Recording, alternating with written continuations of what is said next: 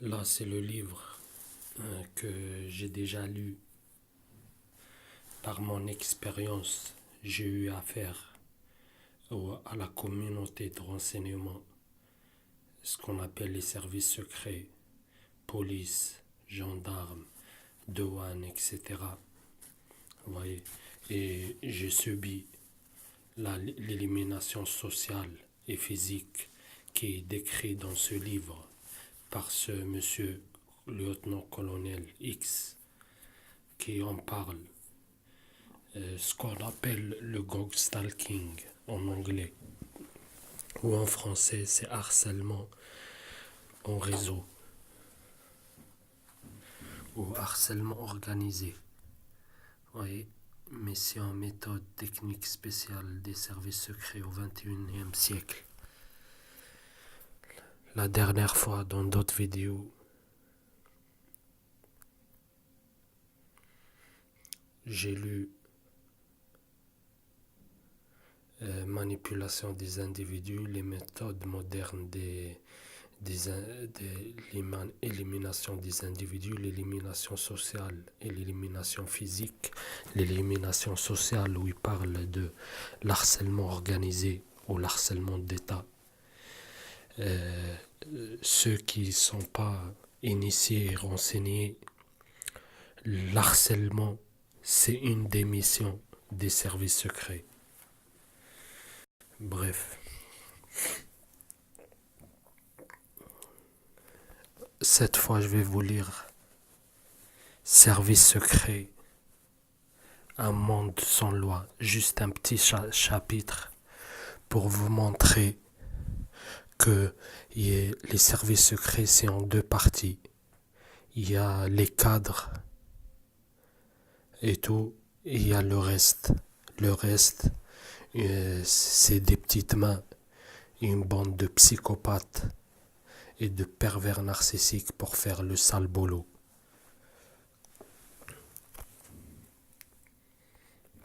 Après, je vais vous lire les techniques de manipulation des pervers narcissiques qui sont exactement utilisées et je les décris dans d'autres vidéos par les services secrets.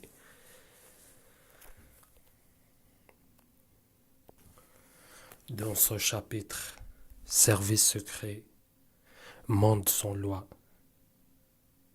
il commence par définir c'est quoi le service secret. La définition Wikipédia des services secrets. Après là, je commence à lire de là. On pourrait alors dire que l'agent secret, s'il doit être assimilé à un policier secret,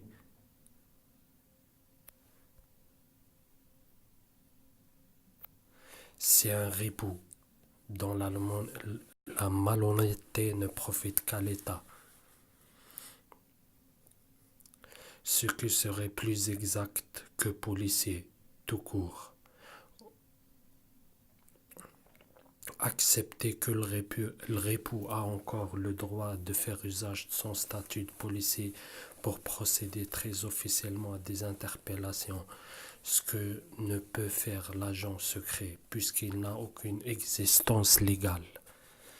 Il n'y a guère que la franche dictature, celles qui n'ont cure d'être présentées comme telles, qui donnent à leur agent secret le pouvoir d'interpellation arbitraire dans cet autre cas.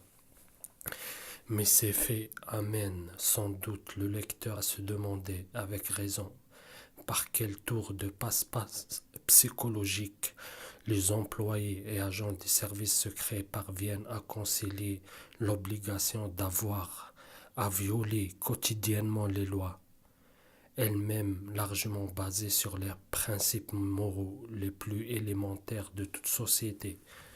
Dans une majorité de cas, la revendication d'une noble mission pour les services d'un pays, c'est-à-dire pour protéger une population qui les respecte.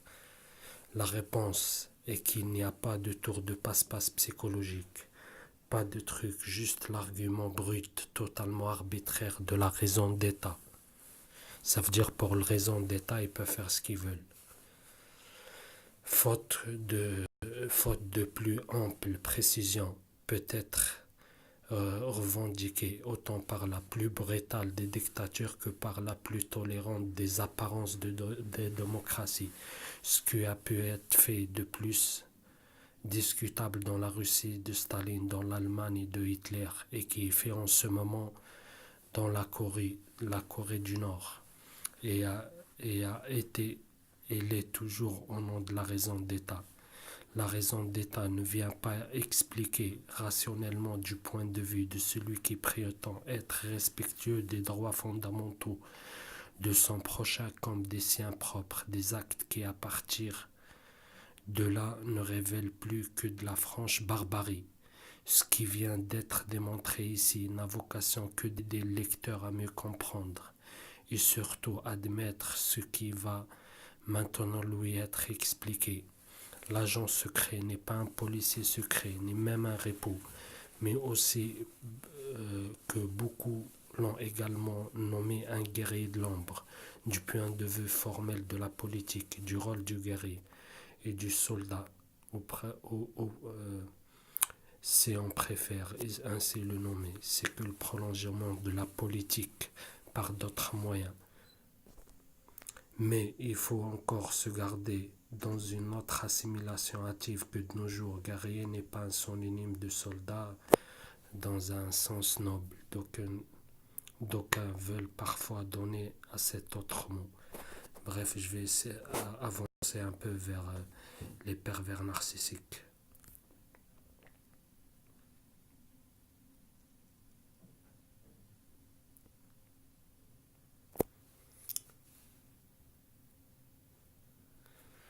Les agents secrets s'affranchissent des valeurs morales de la société, non pas parce qu'on lui donne l'ordre de le faire, mais parce qu'il n'y a été pas attaché avant son recrutement, tout comme il n'est pas attaché à sa liberté.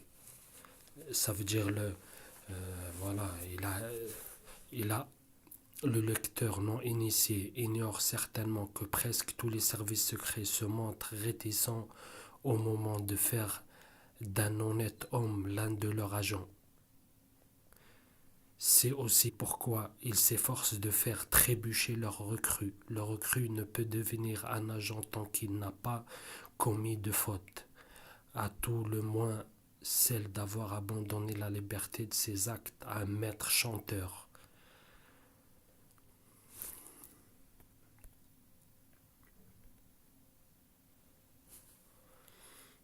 Les services secrets français et russes, par exemple, se distinguent par un mode de fonctionnement très proche de celui de la résistance durant la Deuxième Guerre mondiale. Bien peu de ces gens savent exactement qui est qui fait quoi, et ceux qui doivent se méfier, en premier lieu de la population de leur propre pays.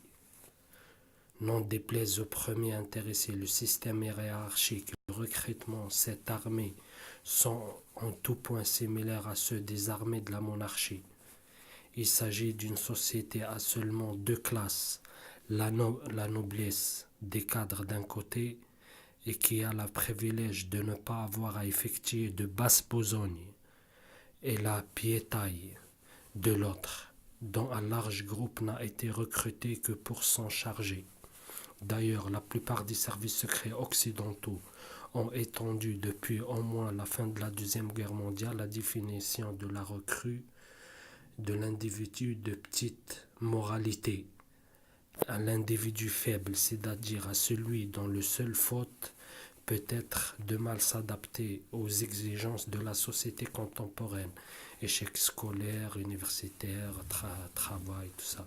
Car si ce dernier ne s'adapte pas, ce ne sert pas la collectivité des gens ordinaires. Il faut bien qu'ils finissent par se rendre utiles, d'une manière ou d'une autre. Dans le cas de quelques pays, et l'élargissement des conditions du recrutement prend les proportions d'une véritable levée en masse, grâce à une étroite association entre l'implication politique ou idéologique à l'acte de dénonciation, ou d'espionnage gratuit et spontané pour un service secret qui ne veut même plus s'identifier comme tel. Le lecteur qui a un peu près mal à comprendre cette dernière description est invité à s'intéresser au Komintern soviétique, une organisation qui se présente comme politique, bref. Remarquablement, les films que l'on peut qualifier de propagande pour les services secrets de quelques pays occidentaux insistent souvent sur la moralité de la recrue, présentent alors cette condition comme un clin d'œil qui semble toujours être adressé au seul initié. Le grand public, lui, ne peut guère y voir un ingrédient de l'action. Voici quelques exemples choisis par les plus flagrants. Dans le film français Nikita par Luc Besson, sorti en 1990, l'héroïne est une délinquante et une toxicomane à la dérive ayant été recrutée par les services secrets. Dans un autre film français titré Secret Défense par Philippe Haïm, sorti en 2008, l'héroïne, encore une femme. Ce n'est pas anodin, mais pour d'autres raisons que nous avons évoquées. Une jeune étudiante qui se prostitue pour vivre se prostitue pour vivre avant d'être recrutée par les mêmes services secrets français. Bref, dans ce chapitre-là, il décrit que les services secrets, enfin les cadres, ils recrutent beaucoup de psychopathes parce qu'ils renoncent à leur liberté et comme ça ils peuvent le faire chanter après qu'ils ont trébuché et qu'ils n'ont aucune morale. Vous voyez, ils n'ont aucune morale, ils se cachent derrière la raison d'État, vous voyez. Bref, je ferai une vidéo où je lirai juste ce chapitre-là, où il décrit bien, il donne beaucoup d'exemples de psychologues qui ont travaillé ce sujet-là et son point de vue, lui, d'un cadre et comment les services secrets ils recrutent beaucoup de psychopathes sans aucune rumeur, sans aucune attache. Vous voyez, il donne des exemples de différents services secrets. Bref. Maintenant, j'arrive à cet article très intéressant. Tout ce qui s'est décrit ici, j'ai déjà fait des vidéos où je parle de ça, comme le gaslighting. Toutes ces techniques-là, ils ont été utilisées par les services secrets français, par la police. 9 techniques de manipulation psychologique utilisées par les individus pervers narcissiques pour contrôler votre vie. Et comment les connaître et combattre et les dénoncer. Ils représentent 2 à 3%, mais ils sont pourtant effroyables. Bref, je vais zapper. Moi, ce qui m'importe, c'est les 9 techniques. Voilà, le gaslighting, vous pouvez vérifier. Le gaslighting, les 9 techniques de manipulation psychologique utilisées par les individus pervers narcissiques pour contrôler votre vie et comment les connaître.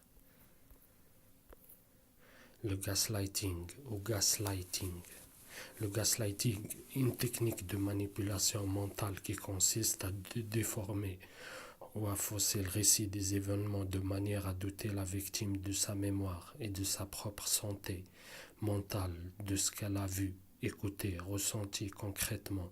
Cela passe par des petites affirmations insidieuses telles que ce n'est pas passé comme ça, tu as tout imaginé, tu es fou, folle, tu te fais passer pour une victime, l'abuseur peut simplement nier avec un plan incroyable des faits qui se sont pourtant déroulés, comme si c'était la victime qui était folle.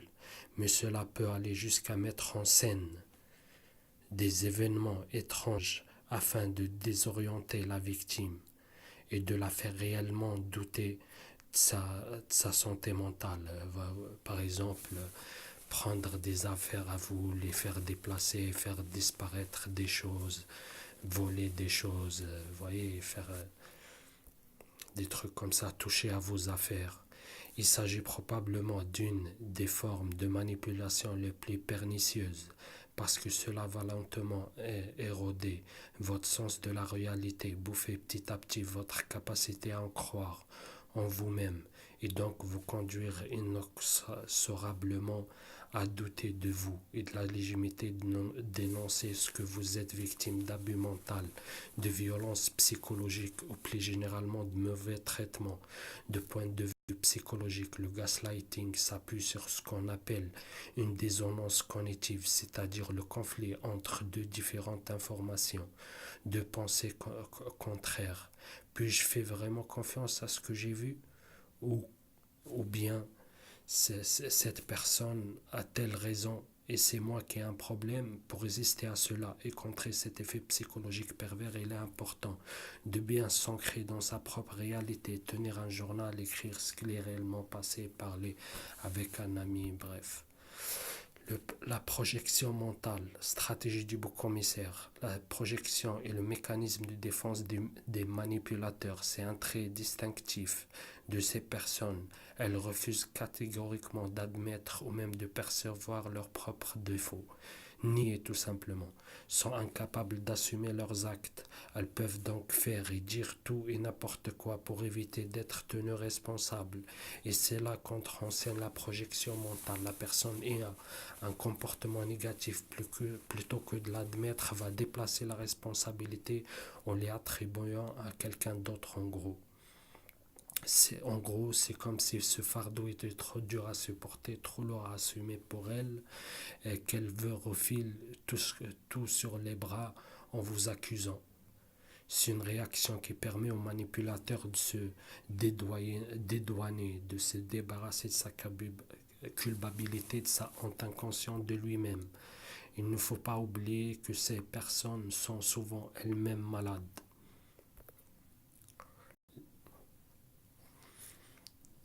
Dévier sans cesse la conversation par le biais des sophismes et d'arguments fallacieux.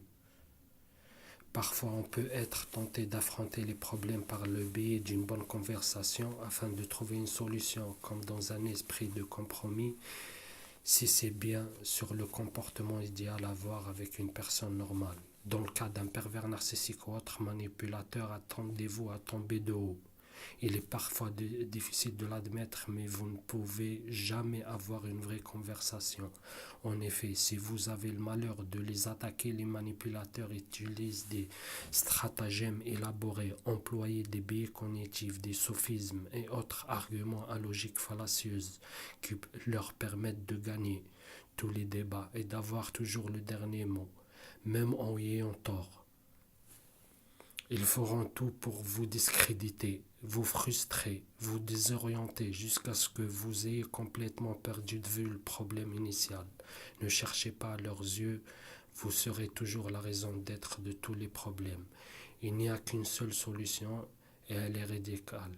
Prendre conscience que les personnes toxiques ne se disputent pas avec vous, ils se disputent avec eux-mêmes.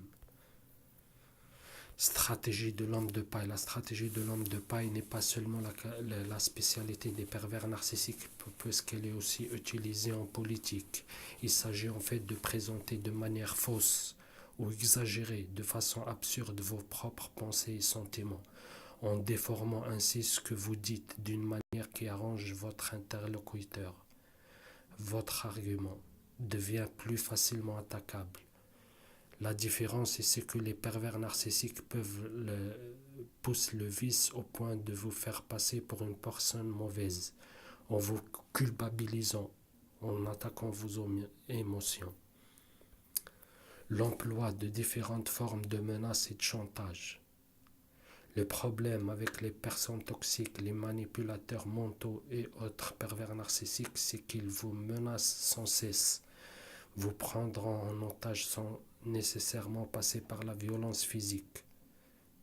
C'est au final beaucoup plus traître et surtout difficile à connaître comme une véritable forme de violence qu'une personne qui vous dit « fais ça ou je te pète la bouche ». Ne vous laissez pas faire, ce n'est pas parce qu'on ne vous menace pas physiquement que vous n'êtes pas victime de violence. L'abus mental, une forme de violence bien réelle, qu'on a tendance malheureusement à reconnaître moins souvent. Le conditionnement destructeur, attention, parce que nous allons aborder quelque chose qui révèle vraiment du grand mindfuck. Les personnes toxiques peuvent en effet vous conditionner lentement pour que vous finissiez par associer mentalement toutes vos forces, vos talents, tous vos beaux souvenirs, tous les moments heureux de votre vie avec la souffrance, la frustration, le malheur. Comment font cela? En insinuant au quotidien de manière tout à fait innocente des attaques contre des qualités, des traits de caractère et des choses que vous idéalisez et que vous définissez et que vous prenez pour modèle, en plaçant cette association cachée avec vous, sans même que vous ne le remarquerez. Ils vous changent lentement au fil du temps, vous apprennent à vous haïr. Les campagnes de rabaissement public. Si une personne à tendance toxique ou manipulative ne parvient pas, en dépit de ses efforts, à modifier la manière dont vous vous percevez vous-même, il cherchera à contrôler, à changer la manière dont les autres personnes vous perçoivent. Par exemple, devant des témoins, ils peuvent changer subitement de comportement et se mettre à jouer les martyrs de sorte que, ironie du sort, c'est vous qui passez pour la personne toxique. Cela peut aller loin. Ils peuvent même finir par harceler vos proches afin d'exposer la vérité à votre sujet, paradoxalement, mais pas tant que cela si on garde la tête, le mécanisme de projection évoqué dans le point 2. Cette exposition leur permet de créer une façade pour cacher leur propre comportement abusif et surtout pour vous discréditer automatiquement si vous tentez de les dénoncer ou de vous parler de vos proches, de ce qui vous arrive. Il s'agit en effet d'une frappe préventive pour salir votre réputation auprès des seules personnes qui peuvent vous soutenir et vous aider à lui faire face. Vous voyez, pour vous discréditer automatiquement, si vous voulez les dénoncer à vos proches, vous passez directement pour le problème.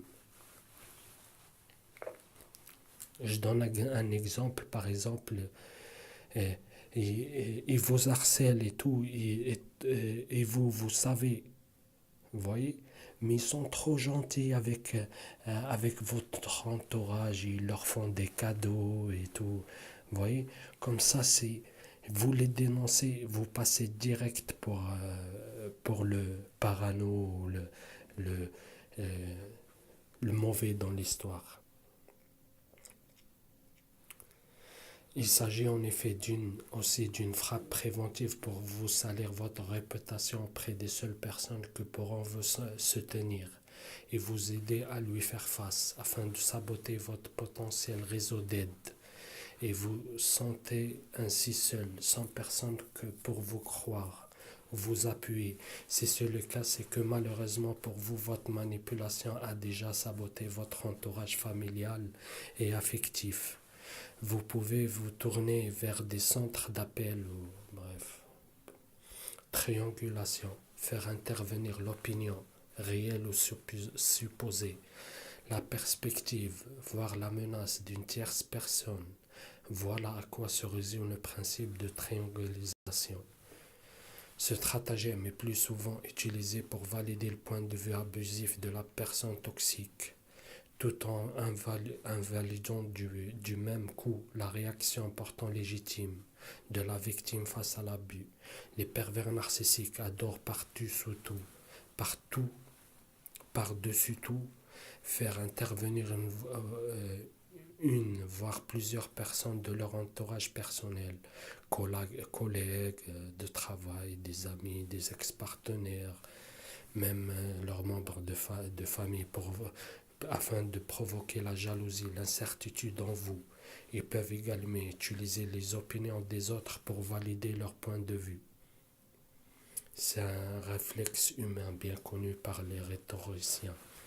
Lors d'une discussion, celui qui parvient à s'attirer les faveurs du public ou témoin de la scène a gagné la dispute, quelle que soit la qualité de son argumentation. Après tout, Si tous les autres qui sont dans la pièce sont d'accord avec lui, cela doit vouloir dire que vous avez tort, pas vrai? Le contrôle permanent des moindres petits aspects de votre vie.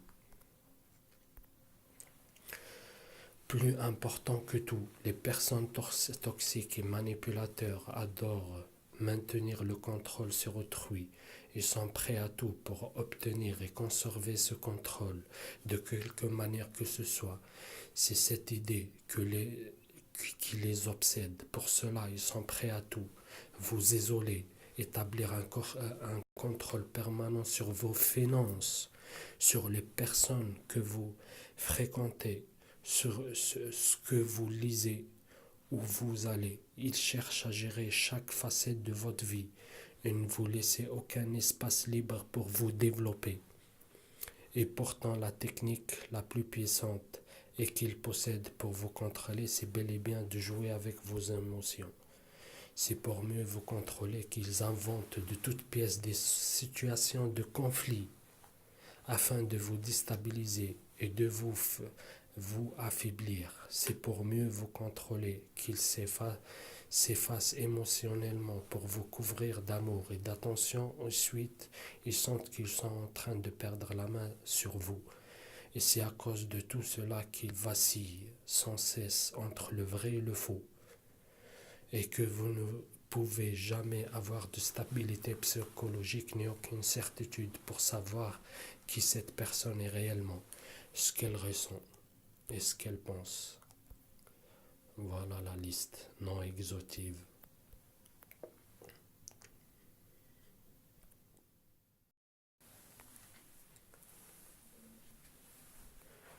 Là, dans ce chapitre de méthode moderne des services secrets, ils décrivent exactement toutes les méthodes de manipulation et d'harcèlement. Là, ce qu'on appelle méthode moderne d'élimination des individus, l'élimination sociale.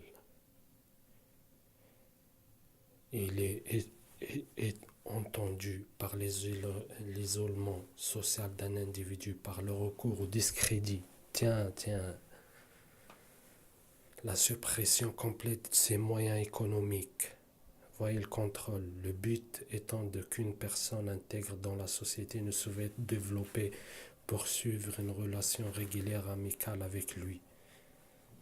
Voyez, là, dans ce chapitre-là, ils décrivent le monsieur que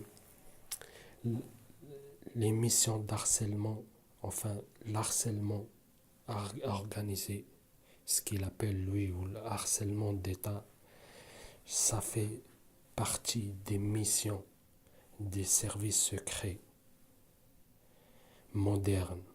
Ça veut dire pas que français, hein, français, américain, canadien, anglais, espagnol, vous voyez. Il y a un autre chapitre où c'est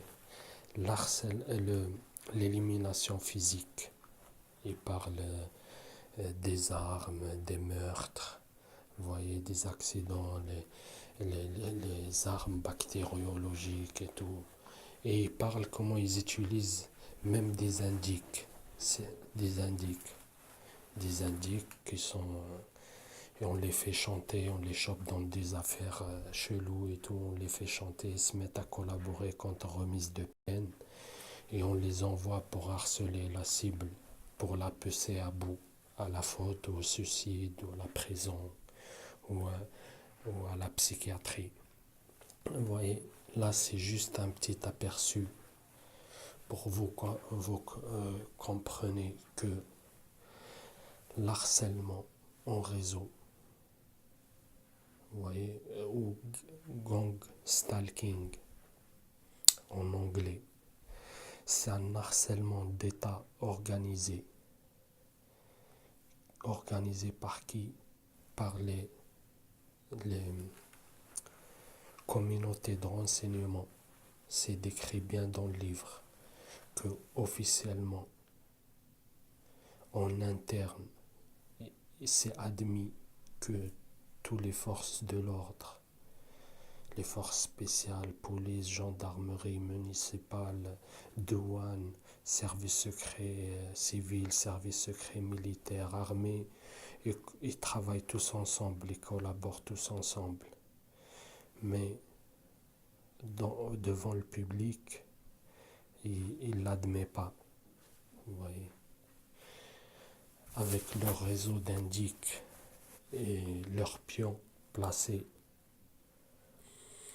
dans toutes les institutions. Vous voyez, s'ils mettent quelqu'un en cible pour l'harceler, ils font tout. Vous voyez, ils sont infiltrés dans les universités, ils ont des profs, dans l'administration, dans les sociétés de gardiennage. Vous voyez, dans toutes les institutions, ils ont même ils recrutent beaucoup chez les policiers, chez les gendarmes, chez les militaires. Vous voyez, ils ont des sociétés écrans, sociétés privées écrans qui leur servent de couverture et tout. Et toutes ces machines-là, vous voyez, ils parlent même que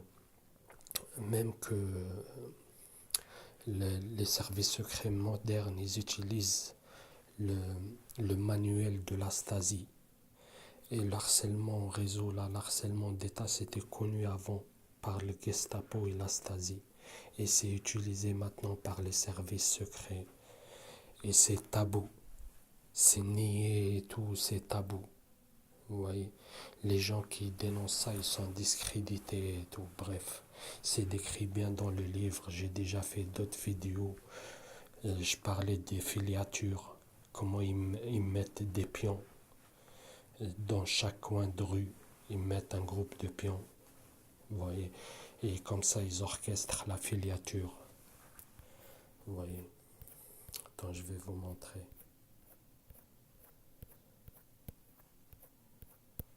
Voilà. Vous voyez ce plan-là? C'est comme ça, ils mettent leur filiature. Là, le rang, c'est la cible. Et tout autour, c'est les agents de la filiature. C'est des indiques ou des policiers, des civils et tout. Ils leur prennent en filiature. Vous voyez? Et c'est comme ça ils organisent le théâtre de rue, harcèlement de rue. Vous voyez la filiature. C'est comme ça ils sabotent les démarches. Vous voyez, parce qu'ils vous surveillent, ils prennent votre communication et ils vous isolent dans votre quartier. Vous voyez, moi, où je suis là, chez la famille où je suis, ils ont tout vidé. Ils ont tout vidé. Vous voyez, et ils ont des pions. Ils ont des pions, ils ont placés dans les appartements autour. Et ils font semblant d'habiter ici. Et ils ont créé des relations avec, avec les gens où je suis hébergé. Vous voyez, ils leur font des cadeaux, ils ramènent à manger, ils font comme ça. Vous voyez, comme ça, c'est décrit dans les 9 techniques de manipulation. Comme ça, si je les mets en cause, c'est moi, je vais passer pour quelqu'un qui est méchant dans l'histoire. Vous voyez, qui est pas bon, qui est pas bien, qui est parano. Vous voyez, tout est bien orchestré. Vous voyez, et dans la rue, c'est comme ça, ils font les filiatures. Où je vais, ils mettent des pions comme ça partout et ils se relayent H24. Vous voyez, à l'intérieur et à l'extérieur. Et plus je dénonce qu'ils ont vidé le truc, plus ils font du cinéma pour faire semblant que c'est habité, alors que c'est pas habité. Oui, il y a des gens qui squattent, mais les appartements, ils sont pas habités. Il n'y a que des pions à eux. Vous voyez, il n'y a que des pions à eux. Dans un périmètre, il n'y a que des pions à eux. Ils ramènent des gens qui ne sont pas de ce quartier, ils squattent. Il y en a, ils font semblant d'habiter ici. On leur donne accès à l'immeuble, on leur donne des clés, on leur donne accès aux appartements. Les techniques de gaslighting aussi que j'ai décrites dans la vidéo, ils sont rentrés plusieurs fois sans effraction. Ils m'ont volé un t-shirt, Ils m'ont volé une montre. Des fois, ils rentrent, ils allument les plaques. Vous voyez, pour me faire passer pour quelqu'un qui ne jouit pas de sa tête. Vous voyez, ils sont faits aussi pour le daron, le vieux où j'habite. Pareil, ils se sont rentrés, ils ont touché à ses affaires. Vous voyez, il a une petite plante où c'est dans l'eau. Ils rentrent, ils diminuent l'eau, ils rajoutent l'eau. Ils touchent à son lait. Vous voyez, il a une boîte de lait en poudre. C'est lui le seul qui boit le lait en poudre. Ils sont rentrés, ils ont, ils ont ouvert sa boîte. Il est venu, il a demandé. Je dis, oh, personne ne touche, personne ne boit son lait en poudre en plus. Vous voyez. Et pourquoi ils font ces techniques-là de gaslighting avec le daron là? Pourquoi? Parce qu'il est témoin. Je l'ai dit, regarde, les problèmes ne va pas s'arrêter. Ils viennent de commencer. Et où je vais aller, ça, ils vont faire pareil. Vous voyez, j'étais à Saint-Geneviève, ils ont fait pareil.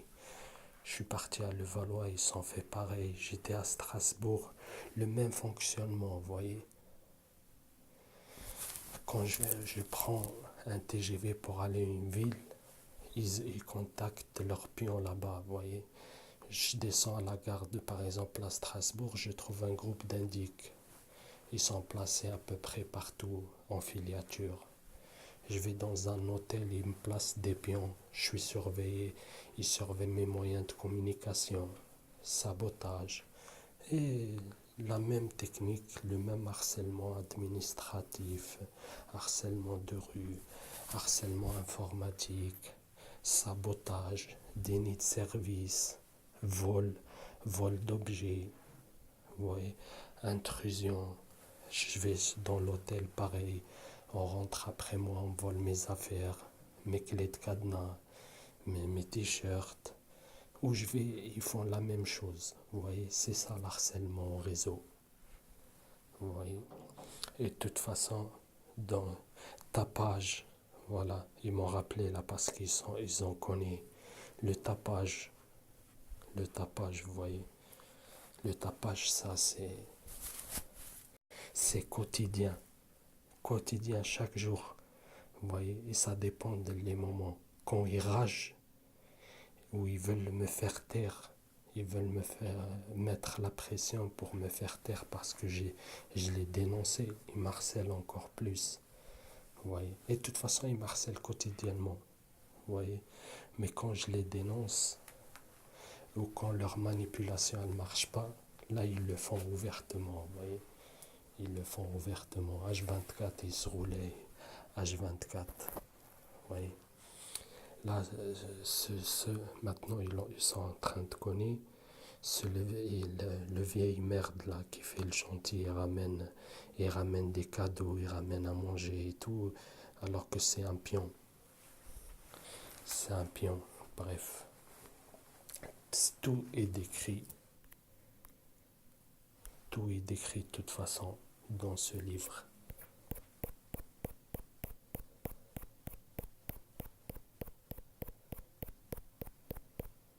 Voilà.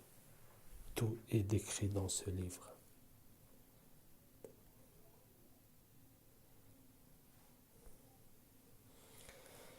Là, je vous conseille aussi de lire cet excellent document. Vous le trouvez en PDF. Vous voyez.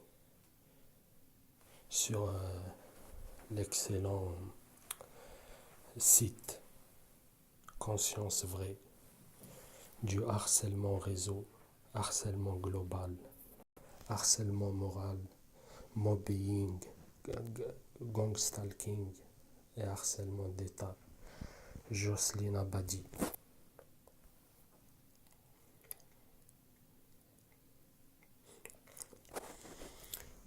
Introduction, définition, le harcèlement moral et le harcèlement réseau. Le harcèlement réseau, quelles sont les méthodes de harcèlement pratiquées, le concept, tactique et technique de harcèlement, le mobbing, le gaslighting, le stalking, le harcèlement dans la vie privée, techniques utilisées dans le harcèlement réseau, comment se déclare le harcèlement réseau, qui sont les cibles, qui sont les instigateurs du harcèlement réseau, qui sont les pions du harcèlement réseau, pourquoi ils collaborent, quelles sont les technologies utilisées, objectif de l'instrumentalisation des personnes, des technologies de surveillance et de contrôle mental vers un harcèlement global, le harcèlement réseau, les lois, le rôle des politiques, conclusion et harcèlement et action. Voilà. C'est un excellent PDF que je vous conseille de lire. Oui. Vous comprenez un phénomène mondial, oui, mondial. Et avec la globalisation et la mondialisation, maintenant, tous les services policiers et les renseignements, ils collaborent ensemble, voyez. Donc, quand il y a une cible française d'harcèlement, de gang stalking, harcèlement organisé, ça ne sert à rien de changer de ville ou de pays parce que rebelote, les mêmes méthodes sont, vous voyez, par exemple, si je vais aller en Italie, en Espagne, quand je prends le train ou je prends l'avion, il y a un gars qui a des services secrets ou un pion, il va monter avec moi. Et les services secrets, ils vont tenir les services secrets, par exemple, espagnols et, et, et italiens. Je vais descendre en Italie et ou en Espagne, pareil, même filiature, vous voyez, espionnage, surveillance H24. Après, ils voient mes relations, qui je connais pas, est-ce que j'ai des relations là-bas. Après, voilà, hop, ils remettent toute la machine en route. Ça commence, déni de service, harcèlement, tapage de toutes les couleurs, harcèlement administratif, judiciaire, policier, etc., etc., etc. Si je prends l'avion, je vais au Canada, ça va être pareil. Si je vais au Maroc, pareil, ils vont appeler les communautés de renseignement marocaines. Je vais arriver là-bas, ils vont reprendre. Vous voyez, si je vais par exemple en Tunisie, ils vont appeler la communauté de renseignement là-bas. Ils vont leur dire un tel personne, il va venir et tout, tac, tac. Des fois, même s'il y a de la diffamation avec, ils vont leur dire c'est un personne dangereux, tout ça, blablabla. La diffamation et la désinformation, ça va de pair. Hein. Ça va avec. Bref, sur ce, j'espère que cette vidéo, elle est instructive sur les pervers narcissiques, la manipulation et les services secrets et l'harcèlement au réseau, gaslight, gang stalking et l'harcèlement en réseau. Et la famille de la cible, elle peut risquer la même chose, la même technique. Au début, ça commence petit à petit, crescendo. Vous voyez, crescendo. La technique, vous voyez, de la grenouille qui se fait bouillir. Vous voyez, on met sur un petit feu et petit à petit on augmente. Elle se fait cuire sans bouger. Vous voyez, pareil. Et ça commence crescendo. Et là, je les vois. Hein. Le vieux là, déjà, il a été harcelé. On l'a volé son portable, on l'a volé ses clés de l'appartement. On l'a bousculé, on l'a harcelé dans le marché, dans la rue. Maintenant, il y a un Leclerc à côté de chez lui, il va même plus là-bas tellement il se faisait harceler. Il ne comprenait pas pourquoi. Vous voyez, il ne comprenait pas pourquoi. Il me disait, ouais, il y a des gens, ils me regardent bizarre. Bref. Il me raconte comme ça plein d'anecdotes, mais lui, il ne fait pas le lien entre tout ça. Mais tout est lié, c'est de l'harcèlement organisé. Vous voyez, où Toutes les techniques d'harcèlement sont combinées avec des moyens de fou, des moyens d'État, quoi. Vous voyez, tous les moyens d'espionnage, d'interception de courrier, d'interception de communication, de filature, l'armée d'indique. Vous voyez, leur pion passé dans toutes les administrations, les sociétés de gardiennage et tout. Voilà, c'est un État, c'est un harcèlement. C'est pour ça qu'on dit harcèlement global, harcèlement d'État. C'est vraiment un harcèlement d'État avec tout le pouvoir de l'État, vous voyez. Tout le pouvoir de l'État. Vous voyez. Et la franc-maçonnerie sioniste, judéo-sioniste aussi, elle participe. Voilà. Avec un monde globalisé. Et ce phénomène-là, il est mondial. Hein. Écrivez Gongstalking in Finlande, vous trouvez. Gongstalking in Japan, vous trouvez. Gongstalking in Canada, vous trouvez plein de gens qui dénoncent la même chose. En Angleterre, en Belgique, en Espagne, en Italie, en Allemagne, en Roumanie, vous voyez, en Afrique du Sud, en Iran, en Corée du Sud, en Chine, en Inde, vous voyez, en Irlande, en Écosse, en Amérique, au Mexique, au Brésil, en Colombie. C'est vraiment un phénomène mondial. Vous voyez, il y a des gens importants qui dénoncent ça. Des gens très importants, des docteurs, des anciens de la CIA, des anciens de la DEA, des anciens de MI5 et MI6, vous voyez, des anciens policiers, des anciens détectives privés. Il y a beaucoup de renseignements sur ce phénomène mondial, vous voyez. Et les renseignements, il existe plus en anglais. Mais en français, si on veut chercher aussi, on trouve.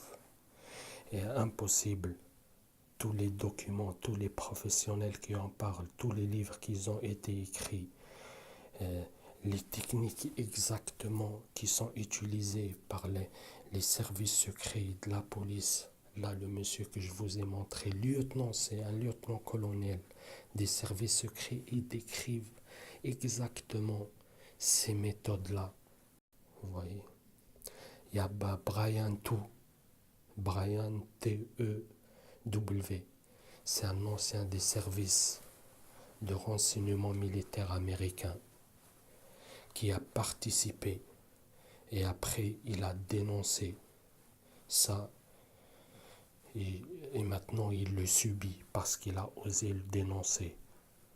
Vous voyez, si vous voulez chercher ça et si vous voulez être à la pointe et à l'avance par rapport aux autres lanceurs d'alerte, vous voyez, et chercher sur un vrai, on l'appelle en Amérique, on l'appelle l'Holocauste silencieux, vous voyez, parce que là c'est juste une partie, j'ai parlé, vous voyez, une partie, l'harcèlement au réseau, l'harcèlement global, l'harcèlement d'État. Il y a la deuxième partie, c'est la torture électromagnétique après avoir été pucé. Et moi, pour le moment, je ne suis pas pucé. Et s'ils trouvent le moyen pour me pucer, ils me puceront. Et là, aujourd'hui, on est le 23 février 2019. Je ne suis pas encore pucé.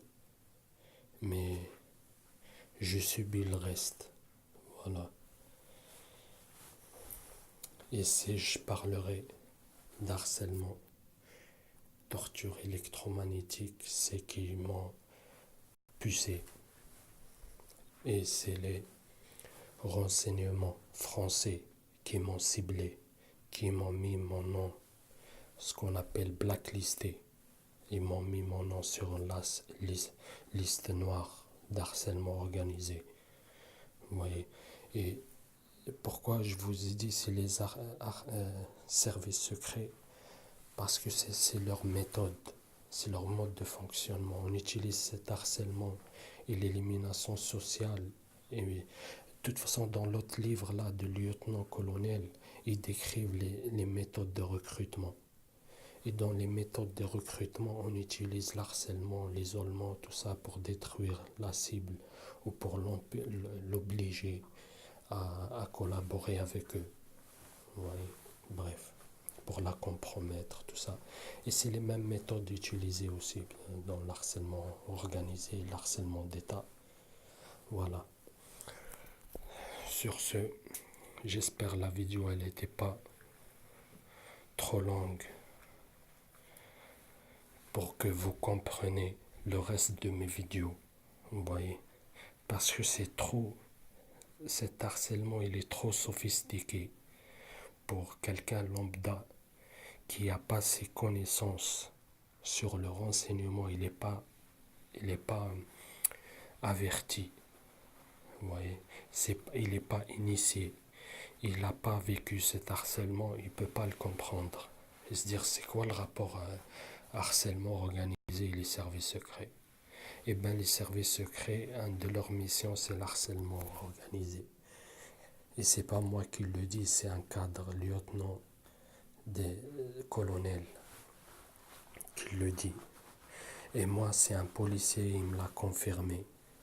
Il m'a dit, tous tes harceleurs, c'est des policiers en civil ou des indiques. Vous voyez, je me suis dit, mais pourquoi moi des indiques qui m'harcèlent? Vous voyez, pourquoi des indiques qui m'harcèlent? Déjà, moi, à la base, les vrais voyous, les vrais, moi, ils me respectent. Vous voyez, je me suis dit, c'est bizarre. Quand j'ai demandé, il m'a dit, c'est des indiques. Ça m'a fait tilter, vous voyez. Je me suis dit, pourquoi des indiques, ils m'harcèlent? Des indiques qui font ce que leur demande leur employeur. Leur employeur, c'est qui? C'est la communauté de renseignement. La police, les forces de l'ordre, le service secret. Vous voyez. Et de toute façon, il y a un truc aussi, une réflexion que je voulais vous la partager. Pourquoi les services, les renseignements sont services secrets? Pourquoi c'est secret? Pourquoi c'est pas comme la police, gendarmerie, tout ça? Pourquoi les sociétés, la franc-maçonnerie, tout ça, pourquoi c'est des sociétés secrètes? Où il y a le secret, il y a un crime derrière, il y a des trucs qu'on ne veut pas divulguer. Il y a des trucs immoraux qui se passent, vous voyez. Parce que si on n'a rien à cacher, on n'agit pas en secret. Vous voyez. Voilà. Si c'est secret, c'est que leurs méthodes sont criminelles. Oui. Bref. Sur ce, à la prochaine vidéo.